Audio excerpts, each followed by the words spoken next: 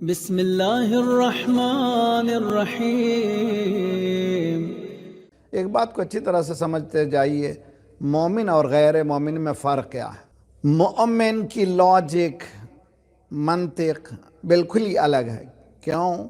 مومن ایک ایسی دنیا میں رہتا ہے جو غیر مومن نہیں رہتا ہے۔ مومن کس دنیا میں رہتا ہے؟ یؤمنون بالغیب، اس بات کو مانتا ہے جو دیکھا نہیں ہے، یعنی قوانین دین کو وہ حق مانتا ہے، اسی لیے اس کو مومن کہتے ہیں۔ یا ایھا الذین آمنو کے معنی اے ایمان والو، یعنی ان سے بات نہیں ہے جنہوں نے ایمان نہیں لایا ہے، ان سے گفتگو ہو رہی ہے جو ایمان لا چکے ہیں، یقین کرتے ہیں کہ یہ قرآن نازل ہوا ہے، سرکار پر نازل ہوا ہے، ہر ایک حرف اس کا بہت عظیم ہے۔ روایتوں میں ہے کہ جو قرآن پڑھتا ہے ایک ایک حرف کے عوض میں، حرف یعنی لیٹر، ورڈ نہیں، ایک ایک لیٹر کے عوض میں اللہ ایک نوری مخلوق پیدا کرتا ہے جو اس کے لیے استغفار کرتے ہیں، یعنی ایک ایک حرف کے مقابل میں ایک فرشتے کو اللہ پیدا کرتا ہے جو اس کی زندگی تک اس کو استغفار پڑھتے ہیں۔ بسم اللہ الرحمن الرحیم میں کتنے حروف ہیں؟ 19 حروف ہیں، 19 حروف ہیں۔ بسم اللہ الرحمن الرحیم میں نے جیسے ہی کہا، اللہ نے میرے عوض میں 19 فرشتوں کو پیدا کیا جو میرے لیے مغفرت طلب کرتے ہیں۔ تو اب کتنے حروف ہیں؟ جتنا پڑھتے چلے گئے اتنے، اب یہ تصور بھی نہیں کر سکتے مولا یہ کیسے ممکن ہے، کہ ممکن تمہارے لیے نہیں ہے، اللہ کے لیے سب ممکن ہے۔ تو اللہ چاہے تو یہ صلوات پڑھیے محمد وعلی محمد پر۔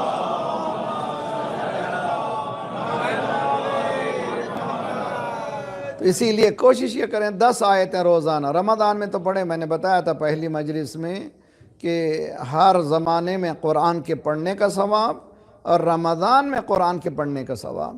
رمضان میں سرکار نے فرمایا جو رمضان میں پڑھے گا قرآن، ایک ایک آیت کے عوض میں ایک قرآن کا ثواب ہوگا، ایک آیت کے عوض میں ایک قرآن کا ثواب ہوگا۔ قرآن میں کتنی آیتیں ہیں؟ پرسوں میں نے بتایا تھا 6236، 666 نمبر غلط ہے، 6236 آیتیں ہیں۔ اگر آپ نے رمضان میں ایک قرآن پورا کیا تو گویا آپ نے 6236 قرآن، اب کتنے مرحومین کو بخشنا چاہے بخش دیں، اس لیے کہ اللہ کی طرف سے کوئی کمی نہیں ہے۔ قرآن بہت ہی عظیم چیز ہے، کوشش کریں قرآن سے دل لگائیں۔ تو قرآن مجید اس بات کو بتاتا ہے کہ تجربہ کرو اس بات کا۔ تو گفتگو یہ ہو رہی ہے کہ قو انفسکم، اپنے نفسوں کو بچاؤ۔ بہت ہی اچھی طرح قرآن یا ایھا الذین آمنو کس سے گفتگو کر رہا ہے؟ خدا مومنین سے۔ مومنین سے کہہ رہا ہے کہ دیکھو چاروں طرف آگ پھیلی ہوئی ہے، ذرا سے ہوشیار رہو، یہ آگ سے بچو۔ یہ آگ ہمیں نظر نہیں آتی ہے، ذرا غور کرنے لگیں تو ذرا سمجھ میں آنے لگے گی، ذرا سا ڈوبیں تو پتہ چلے گا۔ گھروں میں پریشانیاں ہیں، نفرتیں ہیں، کدورتیں ہیں، ایک عجیب کیفیت ہے، یہ سب کیا ہے؟ آگ ہے۔ اگر پرسکون ماحول بنانا ہے تو قرآن کے دامن میں آ جاؤ، قرآن کے دامن میں تمہیں سکون ملے گا۔ یا ایھا الذین آمنو قو، بچاؤ، کس کو بچاؤ؟ اپنے آپ کو بچاؤ۔ جب خدا نخواستہ گھر میں آگ لگے تو فطری طور پر انسان بھاگنے لگتا ہے، جب بھاگنے لگتا ہے اس کو خیال آتا ہے کہ بچے بھی تو ہیں، ان کو بھی ساتھ لینا ہے، اسی لیے قرآن نے کہا قو انفسکم واہلیکم نارا، اپنے آپ کو بھی بچاؤ، اپنے گھر والوں کو بھی بچاؤ۔ یہ آگ ایسی ہے جو پھیل رہی ہے، اسی لیے ایک روایت ہے، صلوات پڑھیں محمد والے محمد پر۔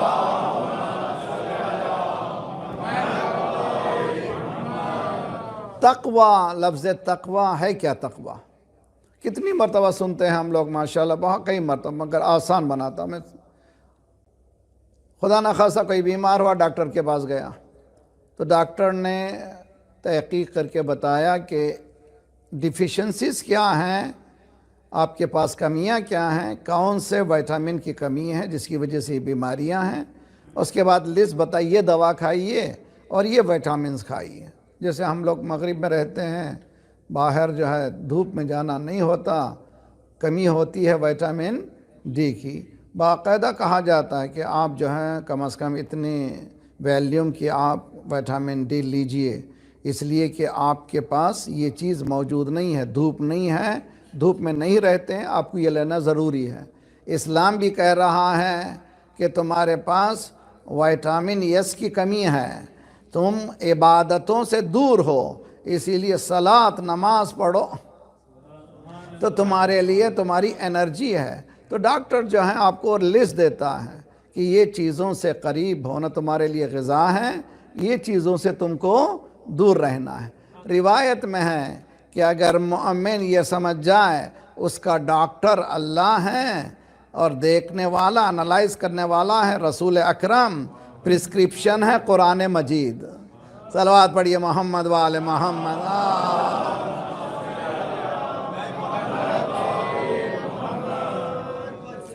کئی سالوں پہلے جب میرا اپنا میں دنیا بھر پھرتا ہوں تو پرابلم شروع ہوا تو ہم گئے ڈاکٹر کے پاس۔ ڈاکٹر نے بلڈ ٹیسٹ کو کہا، بلڈ ٹیسٹ دینے کے بعد اس نے کہا کہ آپ کے پاس جو کولسٹرول زیادہ ہو رہا ہے، آپ جو ہے یہ گولیاں کھائیے۔ ہم نے پرواہ نہیں کی۔ 3 مہینے بعد پھر جب ڈاکٹر کے پاس گئے تو اس نے کہا کہ I don't want to see you، میں تجھے دیکھنا نہیں چاہتا۔ میں نے کہا کیا ہو گیا؟ ہم نے کہا تھا یہ گولیاں کھاؤ، آپ نے کھایا نہیں ہے۔ ارے میں نے نہیں کھایا، آپ کو کیا پریشانی ہے؟ جی میں اگر نہیں کھایا ہوں تو ڈاکٹر چاہتا ہے اپنے مریض کو، اتنی محبت رکھتا ہے کہ وہ اپنے مریض کو وہ مریض ہونے نہیں دیتا، اس کو صحت یاب۔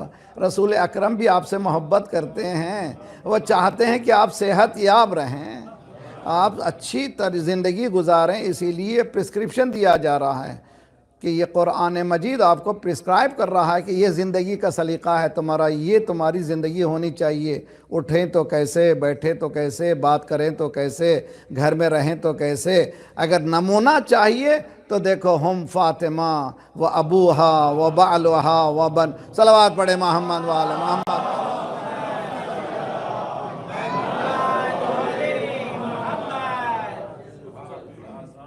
روایتوں میں ہے کہ یہ جو تربیتی نفسیات ہیں بہت بڑا موضوع ہے، اگر میں اسی پہ ایک اشرا پڑھوں تو کمی ہے، لیکن میں کوشش کر رہا ہوں کہ ہر روز ایک نفسیاتی پہلو کو بیان کیا جائے، اس کے بعد آپ کے سامنے پیش کیا جائے۔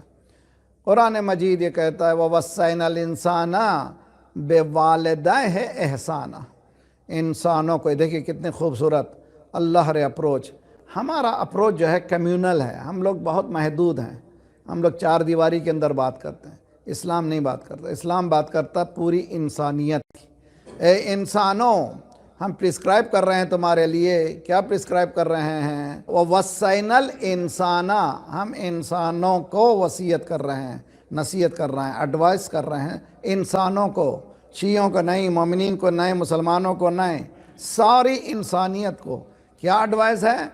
وَوَصَّيْنَا الْإِنسَانَ بِوَالِدَيْهِ احسانا، اپنے والدین کے ساتھ اچھا برتاؤ کرو۔ ہم لوگ سب کامیاب ہونا چاہتے ہیں کہ نہیں؟ نوجوان بچے اچھی طرح سے ہم سب کامیاب ہونا چاہتے ہیں۔ یقین کر لیجئے کامیابی کا گر ماں باپ کی خدمت۔ جو ماں باپ کی خدمت کرے گا وہ کامیاب ہوگا۔ آیت اللہ بروجردی کے لیے کہ آپ ان کی والدہ بزرگ ہو چکی تھی، پشت پر بٹھا کر کے آیت اللہ مرجع پشت پر بٹھا کر کے زیارت کو لے جاتے تھے، زیارت کو ماں کو۔ وہ بہت ضعیفہ تھیں، لوگوں نے کہا کہ آغا ہمیں دیجیے، اب تو وہ ان کے لیے پردے کا بھی مسئلہ نہیں، ہم اٹھا لیں۔ کہا میں جو کچھ بھی ہوں یہ ان کی وجہ سے۔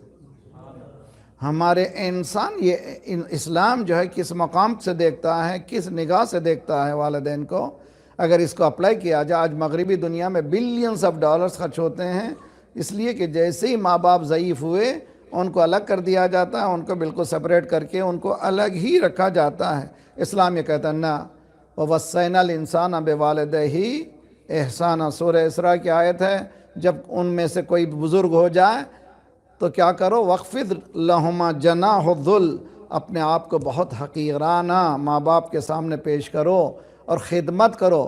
وَلَا تَقُلْ لَهُمَا اُفٍّ، زبان سے کبھی اف نہ نکالو۔ چھٹے امام فرماتے ہیں اگر اف سے کم کوئی لفظ ہوتا تو اللہ استعمال کرتا تھا۔ اللہ نے اف اس لیے کہا، کبھی کبھی تنگ آ کر کے انسان اف کہتا ہے، کہ ماں باپ کے لیے وہ اف بھی نہ کہو۔ دیکھو سوچو کہ تمہاری تربیت میں ماں باپ نے کتنی راتیں جاگی ہیں، کتنی راتیں جاگیا. میں کبھی کبھی سوچتا ہوں آپ لوگ نہیں معلوم، خدا سلامت رکھے آپ تمام کا. اگر والدین ہیں تو ان کا خیال رکھیے، جتنا زیادہ خیال رکھنا. اگر جا چکے ہیں تو کم از کم نماز مغفرت والدین پڑھیے.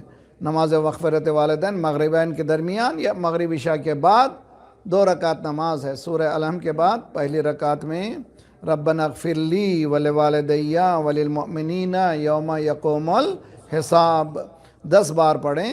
اس کے بعد دوسری رکعت میں سورہ الحم کے بعد رب اغفر لی ولوالدی ولمن دخل مؤمنا وللمؤمنین والمؤمنات 10 بار پڑھیں.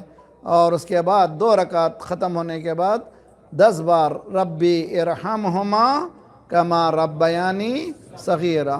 سوال کرتے ہیں مولانا کیا والدین کی زندگی میں ہم پڑھ سکتے ہیں؟ بالکل پڑھ سکتے ہیں. جب اپنی مغفرت کی دعا مانگ رہے ہیں، جب خود اپنے لیے کہہ رہے ہیں پروردگار مجھے بخش دے، تو زندگی. صلوات پڑھیے محمد والے محمد.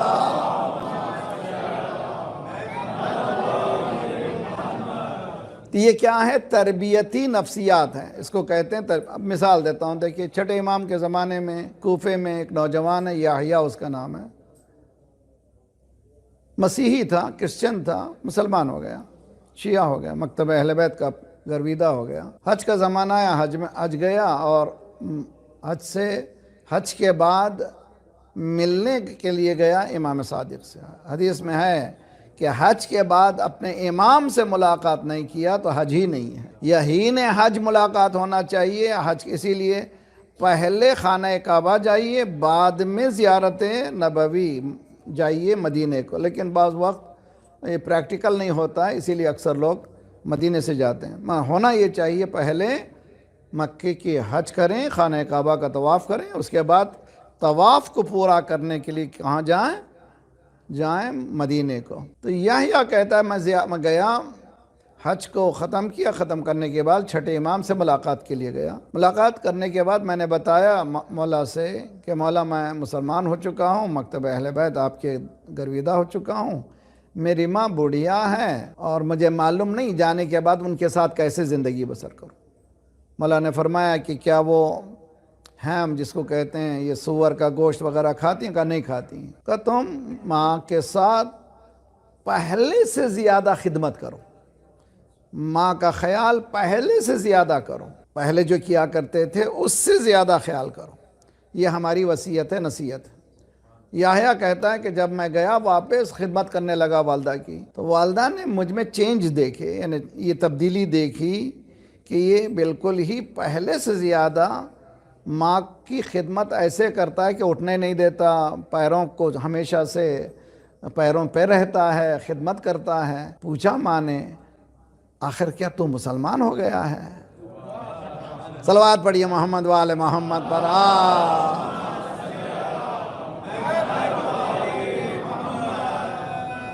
آج جو ہے مسلمانوں کی سیرت کچھ اور ہی ہے. ہونا یہ چاہیے کردار کے ساتھ ہی. فوراً اس نے ماں نے سمجھ لیا کہ مسلمان ہوا ہے. اس نے کہا کہ نہ صرف مسلمان بلکہ میرے مولا نے مجھے تربیت دی ہے کہ آپ کی خدمت پہلے سے اچھی طرح کروں.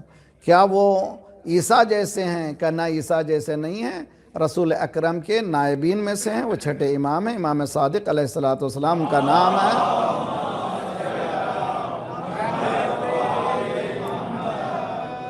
اس ماں نے کہا اگر ایسا دین ہے تو مجھے بھی کلمہ پڑھوا دو. تو دیکھیے یہ ہے تربیت، نفسیات ہیں، اس سائیکالوجی ہے، نہ زبان سے کچھ بولا. اسی لیے حدیث میں ہے، چھٹے امام ہی کی حدیث ہے، کونوا دعاۃ للناس بغیر السنتکم، لوگوں کو بلاؤ زبان استعمال مت کرو. یعنی لوگوں کو دعوت دو مگر زبان سے نہیں، یعنی اتنا عمل کرو کہ عمل ریفلیکٹ کرے. عمل جو ہے بتائے تو انسان جو ہے. اور آپ لوگوں کے پاس حی علی خیر العمل. صلوات پڑھیے محمد وآل محمد.